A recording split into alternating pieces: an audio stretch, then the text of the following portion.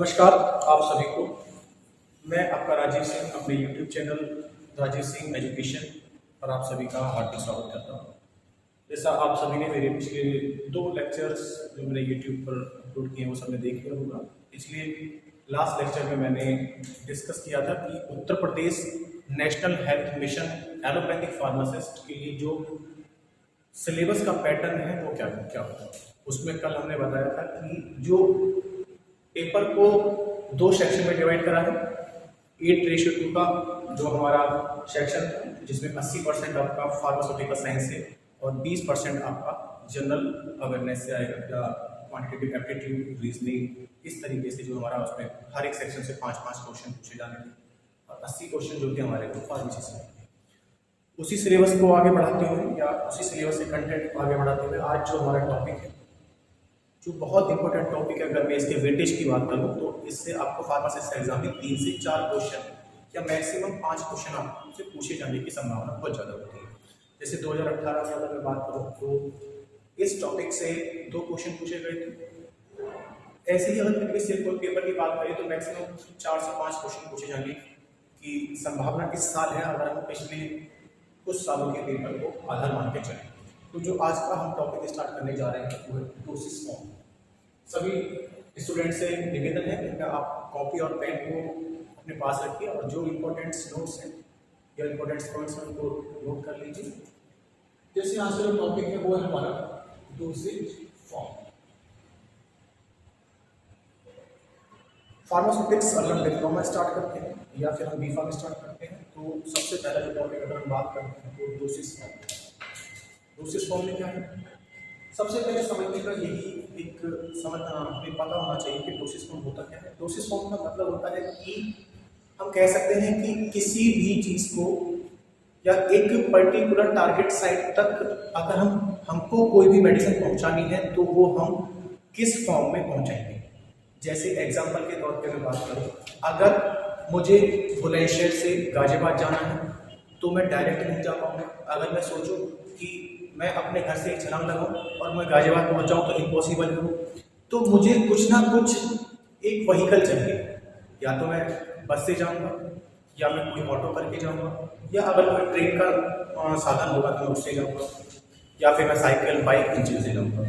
तो कहने का मतलब है कि टारगेट साइट तक पहुंचने के लिए, टारगेट साइट तक उस दवाई को पहुंचाने के लिए उस ड्रग की, उस दवाई की जो एक पर्टिकुलर फॉर्म होती है उसको हम बोलते हैं डोसेज फॉर्म। जैसे रोटियां बनाने के लिए हमें क्या चाहिए, रोटी बनाने के लिए हमें आटा चाहिए। आटा हमारा ड्राई फॉर्म में है और सॉलिड फॉर्म में है। जब हम उसमें पानी डालेंगे वो सेमी सॉलिड बनेगा, एक बार लिक्विड बनेगा, फिर सेमी सॉलिड। उसके धीरे धीरे प्रोसेस होने के बाद में उस रोटी को बनाने के लिए हमें वो आटा एक semi solid dosage form type में चाहिए। तो इसीलिए सपोज मुझे कोई ड्रग अपने ब्रेन में पहुंचानी है, सपोज कोई एंटी पार्किंसन का पेशेंट है, आप अनुमान एक इस तरीके से समझ सकते हैं। अगर कोई मान लीजिए एंटी पार्किंसन की पेशेंट है और हमें उसको कोई भी ड्रग देनी है, लाइक रेसाक्लिन ड्रग देनी है, तो उस रेसाक्लिन ड्रग को मैं किस फॉर्म में उस ब्रेन तक पहुंचाऊं कि वो अपना जो इफेक्ट है उसको शो करे। तो या तो मैं उसको सॉलिड फॉर्म में लेके पहुंचा सकता हूँ, या फिर मैं उसको किसी लिक्विड फॉर्म में पहुंचा सकता हूँ, या मैं उसको सेमी सॉलिड फॉर्म में पहुंचा सकता हूँ, या फिर मैं उसको गैसेस फॉर्म में पहुंचा सकता हूँ। कहने का मतलब यही है कि उस टारगेट साइट तक मैं उस दवाई को किस फॉर्म में पहुंचाऊंगा। अब वो फॉर्म कोई भी हो सकती है हमारी। तो इसी बेस पे या इसी को आधार मानते हुए डोसेज फॉर्म को जो हमने डिवाइड करा है वो डिवाइड होता है 4 कैटेगरी में, या फिर ये कहें कि जो दवाइयों की जितनी भी हमारी फॉर्म बनती है वो बनेगी हमारी इन चारों में से कोई भी एक फॉर्म। जैसे फर्स्ट है हमारा, अगर मैं बात करूं, एक हमारा आता है solid dosage form. Solid dosage form आप सबने 12th क्लास में पढ़ रखा होगा, डिप्लोमा में पढ़ा होगा, B.Pharm में पढ़ा होगा। द्रव की अवस्था, ठोस, द्रव और गैस, जो भी एक पदार्थ है उसकी 3-4 अवस्थाएं होती हैं, उन्हीं में से एक होती है सॉलिड, और इसी को हम बोलते हैं ठोस अवस्था। जैसे मैं इस बोर्ड की बात करूं या मैं इस मार्कर की बात करूं तो ये सॉलिड फॉर्म में है। दूसरा हमारी जो फॉर्म आती है वो हमारी फॉर्म आती है liquid dosage form. Liquid dosage form. मैं अपने ड्रग को सॉलिड फॉर्म में ही पहुंचा सकता हूं। अगर सॉलिड फॉर्म सुटेबल नहीं है तो मैं उस दवाई को या उस ड्रग की डोसेज फॉर्म लिक्विड में कन्वर्ट करके उसको उस टारगेट साइट तक पहुंचा सकता हूं। एक आपकी फॉर्म आती है, तीसरी फॉर्म की अगर मैं बात करूं, semi solid dosage form. Semi solid dosage form ये क्या होता है? अगर मैं बात करूं solid dosage form, liquid dosage form और सेमी सॉलिड डोसेज फॉर्म, तो ये अपने आप में पूरी तरीके से सॉलिड फॉर्म है, बिल्कुल ठोस है। ये अपने आप में पूरी तरीके से लिक्विड है, पानी की तरह। जो आप कोल्ड ड्रिंक पीते हैं या फिर जो आप ऑयल यूज करते हैं घरों में, वो सारे ही लिक्विड फॉर्म में होते हैं, है ना।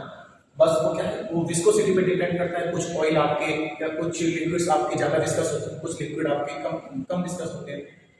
और अगर तीसरी फॉर्म की बात करूं तो ये सेमी सॉलिड डोसेज फॉर्म, इसके नाम से पता पड़ रहा है सेमी सॉलिड। ये सॉलिड तो होगा लेकिन कंप्लीटली सॉलिड नहीं होगा। और या फिर बात करूं कंप्लीटली सॉलिड भी नहीं होगा, कंप्लीट लिक्विड भी नहीं होगा। जैसे आपके घरों में यूज करा होगा ऑइंटमेंट, या आप जो फेस पे क्रीम लगाते हैं। आजकल जो हमारे जवान लोग हैं, जवान विद्यार्थी हैं, आजकल वो फेयर हैंडसम का बड़ा यूज कर रहे हैं, है ना। स्किन एंड क्लियर ऐसी जो कितनी क्रीम है उनका यूज कर रहे हैं, तो वो लोग बड़े अच्छे से जानते होंगे, क्योंकि ब्यूटी एक भगवान के द्वारा दी गई बहुत एक अच्छी चीज है जो सबको दिखानी चाहिए। तो जो लोग ऐसी चीजों को यूज कर रहे हैं, चाहे वो आपकी क्रीम है या आपने कोविड और आयोडीन का ऑइंटमेंट यूज करा होगा और किसी को चोट लग जाती है ना, तो वो ना तो पूरी तरीके से सॉलिड है और ना पूरी तरीके से लिक्विड है। तो उसी फॉर्म को हम बोलते हैं सेमी सॉलिड डोसेज फॉर्म। और एक फॉर्म और आती है, अगर मैं एक फॉर्म की बात करूं, आपकी चौथी फॉर्म, कुछ अगर कोई ऐसी मेडिसिन है जिसको हम ना तो सॉलिड डोसेज फॉर्म में खा सकते हैं, ना लिक्विड डोसेज फॉर्म में उस टारगेट साइट तक पहुंचा सकते हैं, और ना ही सेमी सॉलिड फॉर्म में पहुंचा सकते हैं, तो उस केस में हम करेंगे गैस डोसेज फॉर्म।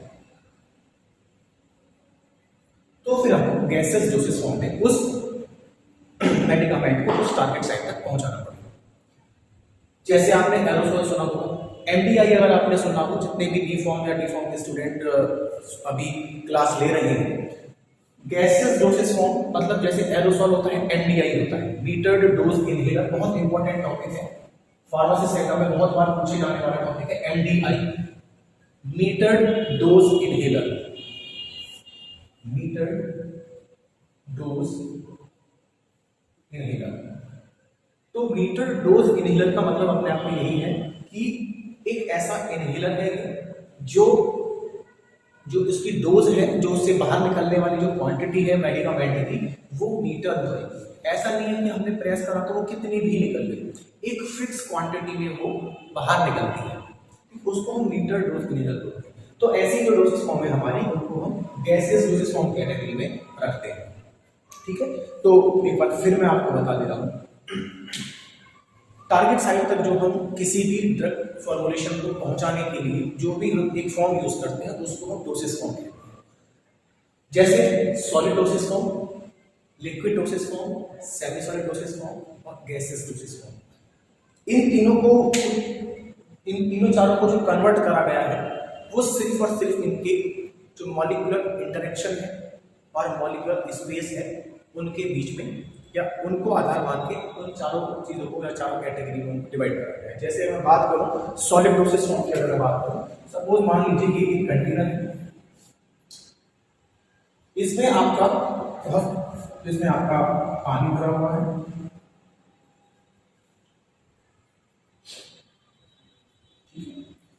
इसमें आपका पानी भरा हुआ है। अभी ये लिक्विड फॉर्म में है, ध्यान रखिए, अभी ये लिक्विड फॉर्म में है। अगर मैं इस कंटेनर को, इस वेसल को अगर मैं फ्रीज करूं, जो इसको फ्रीजर में अगर मैं रख देता हूं, तो क्या होगा, इसका टेम्परेचर कम होगा, माइनस में जाएगा टेम्परेचर, और जब टेम्परेचर माइनस में जाएगा तो जो ये मॉलिक्यूल है जो लूज कंडीशन में पड़े हैं, जिनका इंटरेक्शन अभी इतना ज़्यादा नहीं है, जिनका स्पेस ज़्यादा है एज कम्पेयर टू सॉलिड, तो जब ये फ्रीज होगा तो इसका टेम्परेचर घटेगा, और जब टेम्परेचर घटेगा तो क्या होगा, ये जो मॉलिक्यूल हैं ये आपस में मिलेंगे। इट मीन्स जब सपोज एक ये मॉलिक्यूल है, एक ये मॉलिक्यूल है, और एक ये 4 मॉलिक्यूल है, जब मैं टेम्परेचर को कम करूंगा तो क्या होगा, ये मॉलिक्यूल आपस में पास आएंगे, एक दूसरे के पास आएंगे, और जब एक दूसरे के पास आएंगे तो अभी इस कंडीशन में जो इनका स्पेस है, ये एक मॉलिक्यूल से दूसरे मॉलिक्यूल के बीच में, ये अभी ज्यादा है, और जब ये फ्रीज हो जाएंगे तो क्या होगा, यही चारों मॉलिक्यूल इस तरीके से इस कंडीशन में आपस में पास में आ जाएंगे। ठीक है, तो जब ये आपस में पास में आ जाएंगे तो जब पास में आएंगे तो क्या होगा, तो इनका जो स्पेस है, जो इनका जो दूरी है एक मॉलिक्यूल से दूसरे मॉलिक्यूल की, वो कम हो जाएगी, और जहां स्पेस कम होगा, जहां मॉलिक्यूल के बीच का स्पेस कम होगा, वहां पे इंटरेक्शन ज्यादा हो जाएगा। इंटरेक्शन ज्यादा का मतलब आपको पता होगा सबको, इंटरेक्शन ज्यादा कब होता है, जब कोई पास आता है ना, तो ये है।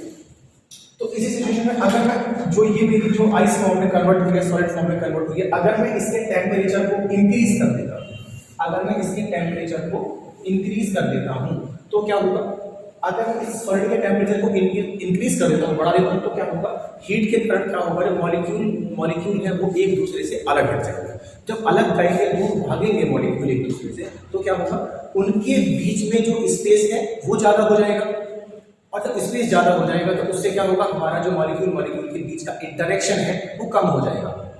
दिल टूट जाता है आजकल थोड़ी सी बात पे, है ना, आप लोग सब समझते होंगे। तो यही चीज है, जब किसी का दिल टूटता है तो वो दोनों दूर चले जाते हैं, तो जब दूर जाते हैं तो उनके बीच का जो स्पेस है वो बहुत ज्यादा हो जाता है, और जो उनका इंटरेक्शन है वो कम हो जाता है ना। तो वहीं से आप समझ सकते हो, अगर यहां से समझ में ना आए तो आप वहां से भी समझ सकते हो। अगर मैं इसी लिक्विड के टेम्परेचर को और बढ़ा दूंगा तो क्या होगा, जब इंक्रीज होगा टेम्परेचर तो ये वेपर्स में कन्वर्ट हो जाएगा, जिसको हम गैसियस फॉर्म बोलते हैं, राइट। तो जब गैसियस फॉर्म हो जाएगा तो मॉलिक्यूल क्या करने लगेंगे, मॉलिक्यूल के बीच का जो स्पेस है वो इतना ज्यादा हो जाएगा कि ब्राउनी मूवमेंट, एक वर्ड आपने पढ़ा होगा, जो मॉलिक्यूल जो होते हैं वो इधर से उधर क्या करते हैं, मूवमेंट करते हैं, जो पता नहीं होता कोई मॉलिक्यूल किधर जाएगा, कोई किधर जाएगा, राइट। तो उस केस में क्या है, उस केस में गैसियस फॉर्म में कन्वर्ट हो जाएगा। तो ये जो हमारा जो हमने इसको solid dosage form, liquid dosage form, semi solid dosage form, gaseous dosage form को जो हमने कन्वर्ट करा है वो सिर्फ और सिर्फ इन्हीं बेस पे करा है, मॉलिक्यूल के जो इंटरेक्शन है, जो मॉलिक्यूल का जो स्पेस है उनके बेस पे। अब जो कैटेगरी को एक एक करके हम इनको सबको एक्सप्लेन करेंगे, तो अभी मैं इसको रफ कर देता हूँ, इसके बाद में हम कैटेगरी वाइज इसको करेंगे कि जो मेडिसिन है हमने किस कैटेगरी में रखी है। तो सबसे पहले तो मैं आपको ये बता देता हूं कि जो हमारा जितनी भी मेडिसिन है, चाहे वो टैबलेट है, वो चाहे आपका एग्जांपल के लिए टैबलेट हो गया, चाहे आपका कैप्सूल हो गए, चाहे आपका पिल्स हो गया, पाउडर्स हो गए, है ना। तो इन सबको जो हमने डिवाइड करा है, इन सबको डिवाइड करा है वो किस कैटेगरी में, सपोज मैं टैबलेट की बात करूं तो मैंने टैबलेट को किस कैटेगरी में डिवाइड किया या किस कैटेगरी में रखा है। पाउडर को मैं बात करूं तो किस कैटेगरी में रखा है। अगर मैं बात करूं सिरप, जो हम सिरप पीते हैं, जो हम सस्पेंशन पीते हैं, सस्पेंशन में यूज करते हैं, उसको हमने किस कैटेगरी में रखा है, ये हम इसका डिस्कस करेंगे अभी, ठीक है। तो जो हम मेडिसिन को कैटेगराइज करते हैं या क्लासिफाइड करते हैं, वो हम बहुत सारे बेस पे कर सकते हैं, वो मैं आपको बता रहा हूं, अभी डिस्कस कर रहे हैं। सबसे पहले अगर मुझे किसी मेडिसिन को क्या करना है, अगर मैं उसको कैटेगराइज कर रहा हूं तो कुछ ऐसे बेस आधार होते हैं जिनको मानकर हम उसको क्या कर सकते हैं, हम उनको मानकर कैटेगराइज कर सकते हैं। तो हमने कैटेगरी वाइज डिवाइड करा है, हम अपने ड्रग को किस कैटेगरी में डिवाइड कर सकते हैं और किसके बेस को मानकर हम डिवाइड कर सकते हैं। पहला अगर हम देखें तो on the basis of route of administration, route of administration. तो कहने का मतलब इसमें हम ये बताना चाह रहे हैं कि जो हम अपनी ड्रग्स को या मेडिसिन को जो डिवाइड करेंगे वो रूट ऑफ एडमिनिस्ट्रेशन, मतलब कि किस रूट से हम उस मेडिसिन को उस टारगेट साइट तक पहुंचाएंगे। अब बॉडी में बहुत सारे रूट्स होते हैं, जैसे अगर मैं बात करूं, एक रूट हमारा होता है ओरल रूट, एक रूट हमारा होता है, अगर मैं बात ओरल रूट आपको पता है जो हम माउथ के थ्रू लेते हैं। दूसरा अगर मैं रूट की बात करूं तो वो होता है आपका ट्रांसडर्मल, ट्रांसडर्मल रूट। ऐसी ड्रग्स या ऐसी मेडिसिन जिनको हम ऑरली नहीं ले सकते उनको हम ट्रांसडर्मल भी दे सकते हैं, और उनको हम ऑरल के अलावा किसी और रूट से भी टारगेट साइट तक पहुंचा सकते हैं।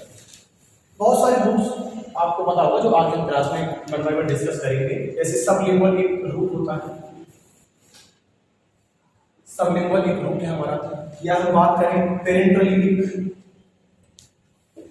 रूट है हमारा, जो हम आईवी, आईएम, आईपी, सबक्यूटेनियस है ना, इन सब के थ्रू हम ड्रग को टारगेट साइट तक पहुंचाते हैं।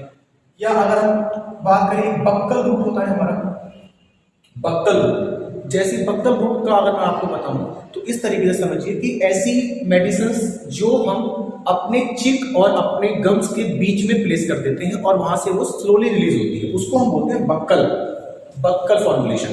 तो बहुत सारे ऐसे रूट्स हैं हमारे जिन मेडिसिन को हमने क्या करा है रूट ऑफ एडमिशन के बेस पे एक एक करके कैटेगराइज करा है। आगे हम क्लास में इन सबको डिस्कस करेंगे।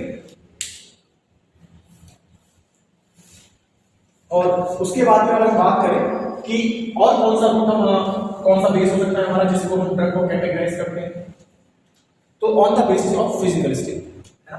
आप सबने 12th क्लास में पढ़ा होगा फिजिकल स्टेट, भौतिक अवस्था, फिजिकल फॉर्म या फिर फिजिकल स्टेट, है ना। तो फिजिकल स्टेट मतलब कि जो हमारी मेडिसिन है उनको हमने किस फॉर्म के बेस पर कैटेगराइज करा है। जैसे मैंने अभी आपको बताया था solid, liquid, semi solid, gaseous form. तो अगर मैं इस केस में अगर मैं आपको बात करूं तो एक होता है हमारा, जैसे टैबलेट की अगर मैं बात करूं, टैबलेट हो गया हमारा, कैप्सूल हो गया, पाउडर्स हो गए, पिल्स हो गए, ऐसा ही है। जो हमारे इस टाइप के जो हमारे फॉर्मुलेशन है उनको हम रखते हैं किस कैटेगरी में, उसको हम रखते हैं सॉलिड फॉर्म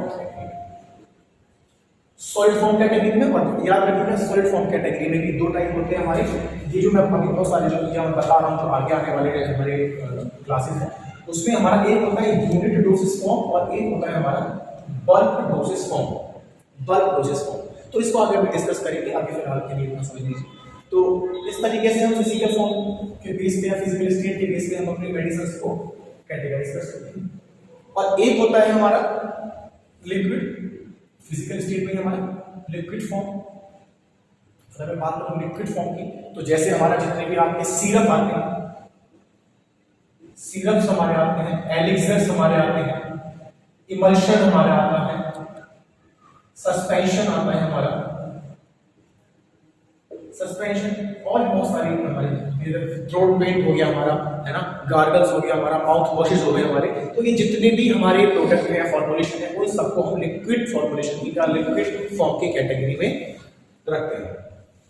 या अगर मैं अभी उसकी बात करूं फिजिकल फॉर्म की, सॉलिड, जितने भी आपके सेमी सॉलिड होता है, जो ना तो पूरी तरीके से सॉलिड है और ना पूरी तरीके से लिक्विड है, राइट।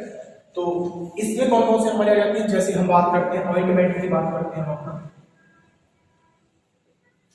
पेस्ट की बात करते हैं हम अपना, या फिर जेलीज की बात करते हैं, या मैं बात करूं जितना हमारा क्रीम है, क्रीम में भी जितनी भी हमारी क्रीम है, ऑयल वाटर क्रीम होती है, वाटर एंड ऑयल क्रीम होती है। एक क्लास हम इमल्शन की भी लेंगे, जिसमें हम आपको ये भी बताएंगे कि ऑयल इन वाटर का क्या रोल है, वाटर इन ऑयल का क्या रोल है, वो आगे क्लास में डिस्कस करेंगे। तो इसलिए अभी समझने के लिए समझ लीजिए इस टाइप के जितने भी प्रोडक्ट होते हैं, फॉर्मुलेशन होती है, उन सबको हम सेमी सॉलिड की कैटेगरी में रखते हैं।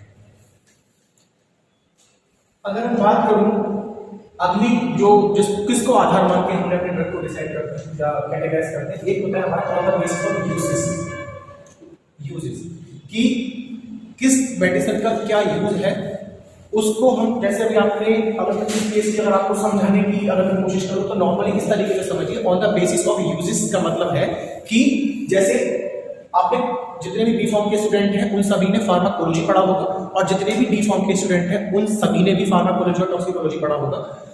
उसमें हमको जो हमारी डिसीज है उसके बारे में बताया जाता है। जैसे मैं बात करूं डायबिटीज हो गया हमारा, या सीरियस जो कार्डियोवास्कुलर सिस्टम की डिजीज है हमारी, या पार्किंसन डिजीज है हमारी, है ना, या फिर डायबिटिक डिजीज है हमारी।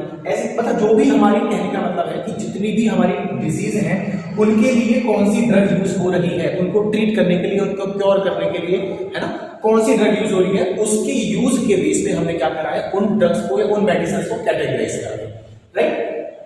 तो ये हमारे कुछ 3 सिस्टम है या 3 कैटेगरी है जो हमने अलग अलग route of administration, on the basis of physical form में फिजिकल स्टेट, और on the basis of uses, इनके बेस पे हमने क्या करा है, अपने मेडिसिन को कैटेगराइज कर सकते हैं। तो अब जो नेक्स्ट मैं आपसे बताने जा रहा हूं solid dosage form category, on the basis of physical को हम लेके चलेंगे, on the basis of physical state को हम लेके चलेंगे solid dosage form. Solid dosage form की जो कैटेगरी है उसको हम लेके चलेंगे। तो सॉलिड में मैंने आपको अभी बताया था, तो वही सॉलिड डोसेज फॉर्म है। इसमें कौन कौन सी ड्रग्स आती हैं वो मैं अभी बता रहा हूं।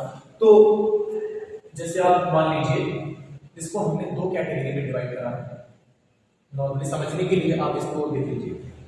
2 कैटेगरी में हमने इसको डिवाइड करा है, यूनिट डोसेज फॉर्म और बल्क डोसेज फॉर्म। ठीक है, नाम से पता चल रहा है यूनिट और बल्क, मतलब यूनिट डोसेज फॉर्म का मतलब ऐसी सॉलिड डोसेज फॉर्म जिनकी एक फिक्स यूनिट हो या जिनकी एक फिक्स क्वांटिटी हो। कंपनीज या फार्मास्यूटिकल कंपनीज जो होती हैं वो क्या करती हैं, उस मेडिसिन को एक फिक्स क्वांटिटी में बना के बेचती हैं। पेशेंट को कोई भी यूनिट को इधर से उधर करने की या क्वांटिटी को, डोज को इधर से उधर करने की जरूरत नहीं पड़ती। कंपनी ने क्या करा, उसमें एक टैबलेट है, इधर 10 टैबलेट की स्ट्रिप है एक, या 10 कैप्सूल की स्ट्रिप है, उसने 10 कैप्सूल को बनाया, 10 टैबलेट को बनाया। तो क्या होगा, पेशेंट को घर पे आके जब वो उस मेडिसिन को लेगा तो उसको ऐसा नहीं है कि उसको कैलकुलेट करने की जरूरत पड़ेगी। वो क्या करेगा, पेशेंट नॉर्मली क्या करेगा, उस स्ट्रिप में से टैबलेट निकालेगा या कैप्सूल निकालेगा और क्या करेगा, उसमें से उस टैबलेट को नॉर्मली एडमिशन कर लेगा, कोई कैलकुलेशन की जरूरत नहीं पड़ेगी। यूनिट जैसे कि हमारा इसमें अगर मैं यूनिट की बात करूं तो यूनिट में जो हमारा आएगा सबसे पहले टैबलेट आएगा। जितनी भी हमारी टैबलेट्स हैं वो सारी हमारी किस में आएंगी, यूनिट डोसेज फॉर्म के सॉलिड कैटेगरी में। अगर मैं दूसरी बात करूं तो एक आता है हमारा पिल्स, है ना, पिल्स जो है हमारी वो भी हमारी यूनिट है। और एक होता है हमारा शैशे, जो आपने देखा होगा, जैसे हमारे इनो का शैशे आता है, हमारा कैल्शियम के शैशे आते हैं हमारे, वो जो हमारे शैशे हैं वो भी क्या है, यूनिट। वो कभी ऐसे नहीं लेते कि एक पाउच है तो हमने उसमें से 50% हमने सुबह ले लिया, 20% शाम को, फिर 30% हमने अगले दिन ले लिया, ऐसा वो नहीं होता है। जो उसमें एक फिक्स क्वांटिटी दी हुई है वो कंप्लीट हमें एक बार में ही लेनी होती है। तो इसीलिए हमने इस कैटेगरी में यूनिट डोसेज फॉर्म की कैटेगरी में उसको हमने रखा है। एक आता है हमारा कैप्सूल। कैप्सूल अपने आप में बहुत ज्यादा इंपॉर्टेंस रखता है। कैप्सूल और टैबलेट, टैबलेट और कैप्सूल से बहुत सारे क्वेश्चन बनते हैं फार्मासिस्ट एग्जाम में या ड्रग इंस्पेक्टर के एग्जाम में, वो आगे डिस्कस करेंगे क्लास में। तो जो कैप्सूल है, अगर कैप्सूल की मैं बात करूं तो जैसे टैबलेट है, टैबलेट के हमारे बहुत सारे टाइप होते हैं। सस्टेन रिलीज टैबलेट हो गया, कंट्रोल रिलीज टैबलेट हो गया, एंटी कोविड टैबलेट हो गया, फिल्म कोविड टैबलेट हो गया। उसी तरीके से हमारा जो कैप्सूल है, कैप्सूल के भी हमारे 2 टाइप होते हैं। जैसे आप सबको पता होगा HGC और SGC, जिसको हम बोलते हैं hard gelatin capsule, hard gelatin, और इसका होता है soft gelatin. Soft gelatin, hard gelatin में जितने भी आपके लाइक, अगर हम इन दोनों में अगर तो डिफरेंस के बीच में अगर इसको समझना चाहें तो HGC में क्या होगा, हमारा जितने भी हमारे हार्ड जिलेटिन कैप्सूल होंगे इनमें हम सॉलिड डोसेज फॉर्म को फिल कर सकते हैं, सॉलिड मटेरियल। लाइक आपका टैबलेट्स भी हम इसमें फिल कर सकते हैं, इसमें ग्रेन्यूल्स भी फिल कर सकते हैं, इसमें हम पाउडर्स भी फिल कर सकते हैं। क्यों? क्योंकि जो अभी जब हम आगे पढ़ेंगे कैप्सूल की जब हम क्लास लेंगे उसमें आपको बताएंगे कि जो एचजीसी होता है वो दो पार्ट से बना होता है, कैप और बॉडी, जिसमें कि लीकेज के चांसेस बहुत ज्यादा होते हैं। इसी वजह से हम उसमें विस्कस लिक्विड या फिर कंप्लीट जो हमारा लिक्विड है, ऑयल है हमारा, ये सारी मटेरियल हम उसमें फिल नहीं कर सकते।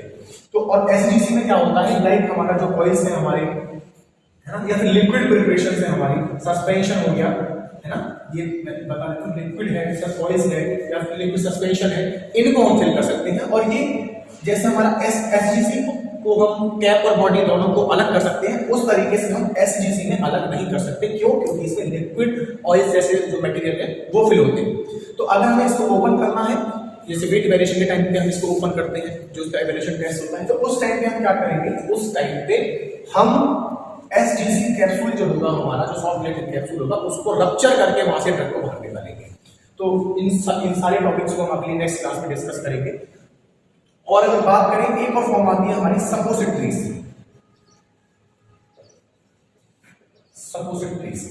सपोसिटरीज की अगर मैं बात करूं तो सपोसिटरीज हमारे दो टाइप के होते हैं।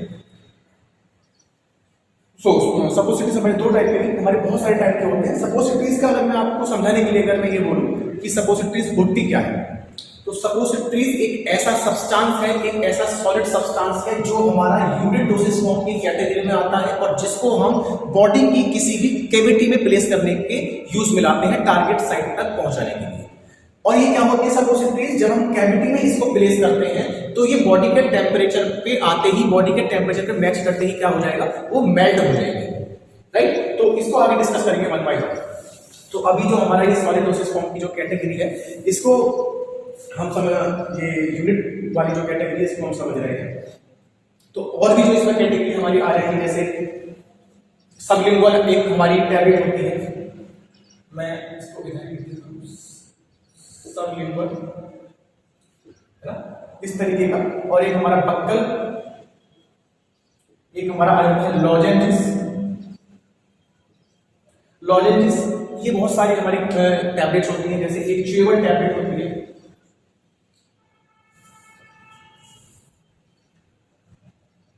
च्यूएबल टैबलेट, है ना। इस तरीके से हम क्या कर सकते हैं, इसमें अपनी जो टैबलेट्स है उनको हम कैटेगराइज कर सकते हैं। सॉलिड फॉर्म की जो हमारी यूनिट डोसेज फॉर्म की जो हमारी कैटेगरी है, उसको हमने कैटेगराइज करा है, टैबलेट, कैप्सूल, सैशेट, है ना, suppositories, pills, sublingual tablet, buccal, lozenges, है ना, इस तरीके से। मैं थोड़ा पानी भी लेता हूं। तो अभी जो मैंने आपको बताया, ये सारी हमारी टैबलेट्स की कैटेगरी या और भी बहुत सारी इसमें यूनिट डोसेज फॉर्म की जो होती है हमारा, वो हमने डिस्कस करा। अगर मैं एक कैटेगरी की बात, इसकी सब कैटेगरी की बात करूं, जिसका नाम है सपोसिटरीज, जो हमारी यूनिट डोसेज फॉर्म में ही आता है, जो मैंने आपको ये बताया हुआ है सपोसिटरीज। ये सपोसिटरीज जो है, ये मैंने अभी आपको बताया कि बॉडी टेम्परेचर पर आते ही मेल्ट हो जाती है जब हम इनको किसी बॉडी की कैविटी में प्लेस करते हैं। तो वो कैविटी कौन कौन सी हमारी हो सकती है, वो मैं आपको बता रहा हूँ। पहली कैटेगरी जो हमारी हो सकती है वो है हमारी ईयर कैविटी, या जिसको हम बोलते हैं ईयर कोन्स। ध्यान रखिएगा, ईयर कोन्स हम इनको बोलते हैं। अगर हम ईयर कैविटी में, जो आप देखते हैं जहां पे आप कोई भी ईयरबड यूज करते हैं, इसको हम ईयर कैविटी बोलते हैं। आप सभी ने एचईटी में पढ़ा होगा, राइट। तो ईयर कैविटी या ईयर कोन्स जो हमारी होती है वो सपोसिटरीज का एक पार्ट है। अगर हम दूसरी बात करें, दूसरी सपोसिटरी की बात करें, तो दूसरी सपोसिटरीज हमारी होती है रेक्टल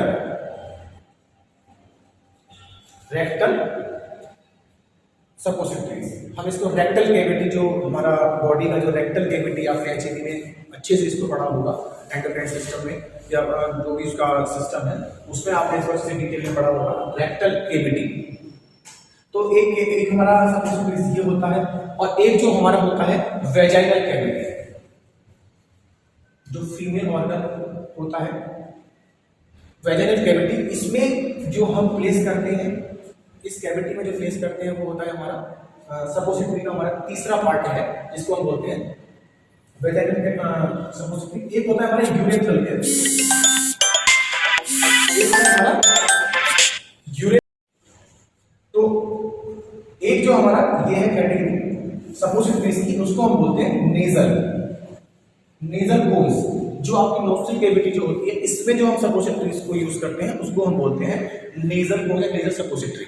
तो ये इतनी सारी जो हमारी 5 टाइप जो सपोजिटरीज हैं वो हमारी आती हैं सॉलिड डोसेज फॉर्म की यूनिट डोसेज फॉर्म या यूनिट कैटेगरी में बात कर, ठीक है। जो हमारी यूनिट कैटेगरी है ये उसमें हम बात कर रहे हैं, क्योंकि इन सभी जो मैंने अभी तक आपको बताई टैबलेट, कैप्सूल, पिल, सबलिंगुअल, बंकर टैबलेट या ये सपोजिटरी, इन सभी में हमको कैलकुलेशन करने की जरूरत नहीं पड़ती दोस्तों, ठीक है। तो लेकिन अगर हम बात करें दूसरी तरफ, जो मैंने आपको बताया था बल्क डोसेज फॉर्म, जो सॉलिड डोसेज फॉर्म की दूसरी कैटेगरी है, बल्क का मतलब ही अपने आप में होता है एक बड़ा अमाउंट जिसके लिए पेशेंट को अपनी रिक्वायरमेंट के हिसाब से यूज करना है।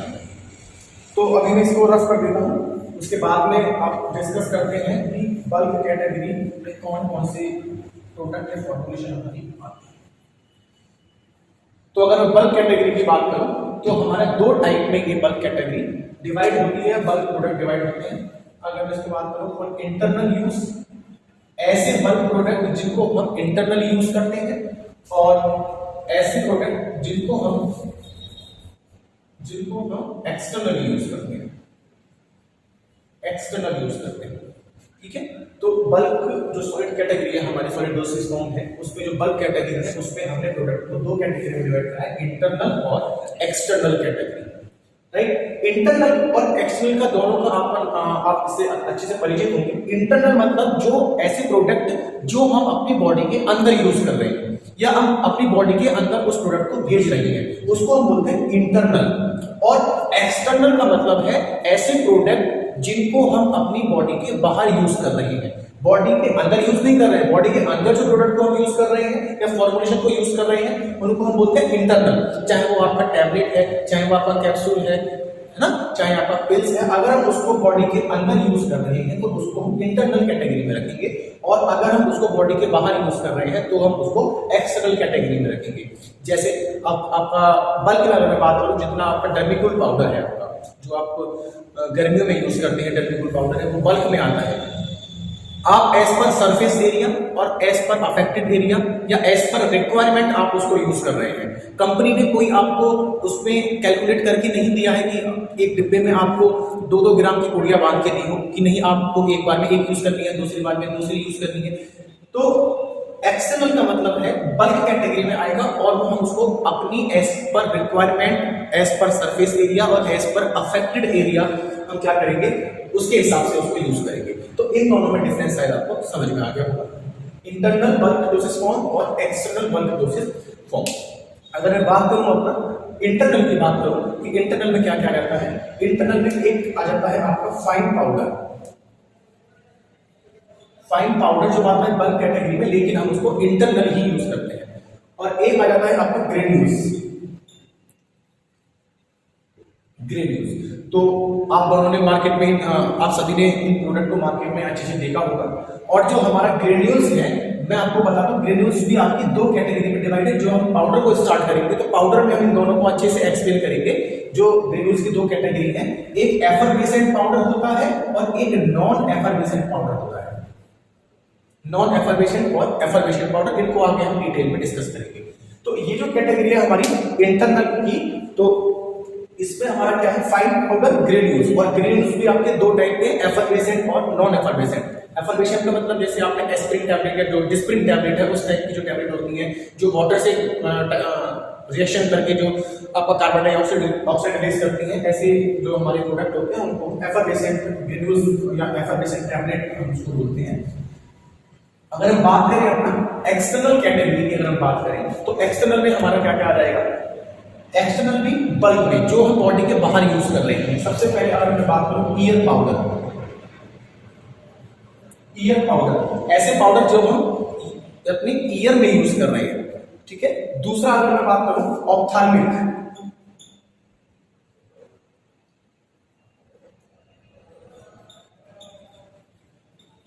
ऑप्थाल्मिक पाउडर्स, तो ये क्या होती है, ये भी हम बॉडी के बाहर यूज करते हैं। दूसरा तीसरा एक हमारा आता है उसमें डस्टिंग पाउडर, डस्टिंग पाउडर जो आप नॉर्मली गर्मियों में यूज करते हैं अपना।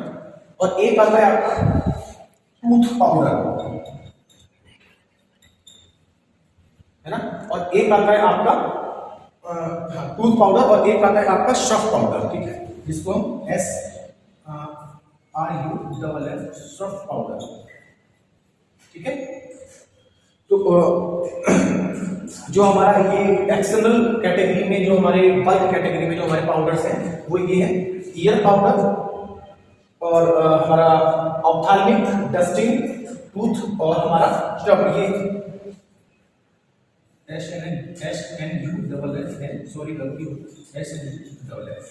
Shroff powder, right. तो इतने सारे जो हमारे कैटेगराइज हमने करा है जो बल्क कैटेगरी में है, ये सारे हमारे फॉर्मुलेशन आते हैं। जैसे आज हमने जो आज डिस्कस करा वो सॉलिड डोसेज फॉर्म की जो कैटेगरी है, यूनिट और बल्क। उसके बाद में बल्क में भी हमने 2 टाइप की कैटेगरी को यूज करा, एक्सटर्नल और इंटरनल।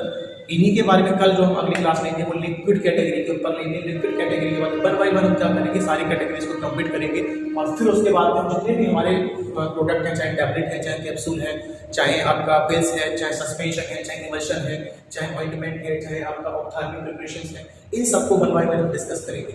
तो जो ये हमारा डोसेज फॉर्म जो कैटेगरी है, पूरा कंप्लीट डोसेज फॉर्म, वहां से आपको 3 से 4 क्वेश्चन आपको एग्जाम में देखने के लिए जरूर मिल जाएगी। लेकिन जो मैंने आपको इतना सारा जो अभी लिखवाया, जो मैंने आपको बताया है, या अगली वाली या आने वाली क्लासेस में हम डिस्कस करेंगे, वहां से टैबलेट है, कैप्सूल है, पिल्स, आपका सस्पेंशन, इमल्शन, ऑइंटमेंट हो गया आपका, है ना, ऑप्थाल्मिक प्रिपरेशंस हो गई, आपकी सिरप हो गई, एलिक्सर, यहाँ से आपको काफी सारे क्वेश्चन देखने को मिलेंगे। क्योंकि अगर मैं बात करूं डोसेज फॉर्म की, तो डोसेज फॉर्म है एक बहुत छोटा टॉपिक, लेकिन अगर हम इसके कंटेंट की बात करें तो ये पूरा 70 मतलब एक तरीके से बहुत सारे, इतने सारा पोर्शन को कवर करता है कि अगर हम केवल इसी डोसेज फॉर्म को अच्छे से कवर करें, डीपली कवर करें, तो 15 से 20 क्वेश्चन हमारे यहीं से फंसने के चांसेस हो जाते हैं।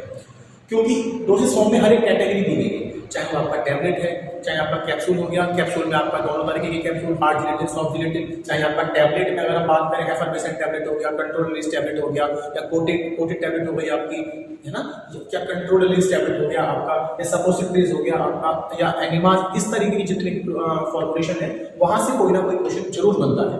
तो उम्मीद करता हूँ आप सभी को आज ये लेक्चर जरूर पसंद आया होगा, और आशा करता हूँ आप सभी लोग अच्छे से इसको तैयार करेंगे।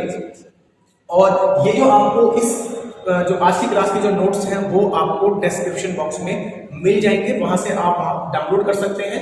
और सिर्फ आपसे यही उम्मीद करता हूं कि जिस सक्सेस के लिए हम पढ़ रहे हैं वो सक्सेस आपको मिले, और मेरी बेस्ट विशेष हमेशा आप लोगों के साथ में है। बस दुनिया वालों का काम है कहना, और हमारा काम है उनको इग्नोर करके आगे चलते रहना। क्योंकि दुनिया ने किसी को कभी जीने नहीं दिया, लेकिन अगर हम उनकी बातों में आ गए, अगर हमने उनकी बातों में आके खुद को अपसेट करना स्टार्ट कर दिया, तो हम कभी सक्सेस नहीं हो पाएंगे। तो बस आपसे एक ही रिक्वेस्ट है, हर नेगेटिविटी चीज को, हर नेगेटिव बातों को इग्नोर करते हुए आप अपने उस रास्ते पर चलते रहिए, जिस रास्ते को या जिस सक्सेस को हासिल करने के लिए आपने एक कदम उठाया है। दुनिया का मुंह बंद करना है, दुनिया जो कहती है आपको वही चीजें बंद करनी है, उनको एहसास दिलाना है कि जो कहते हैं वो गलत है। तो इसी सोच को लेकर आपको आगे बढ़ना है। उम्मीद करता हूँ आप सब लोग अच्छे से रहेंगे, स्वस्थ रहेंगे, और अपने सक्सेस के लिए कदम आगे बढ़ेंगे। धन्यवाद, थैंक यू।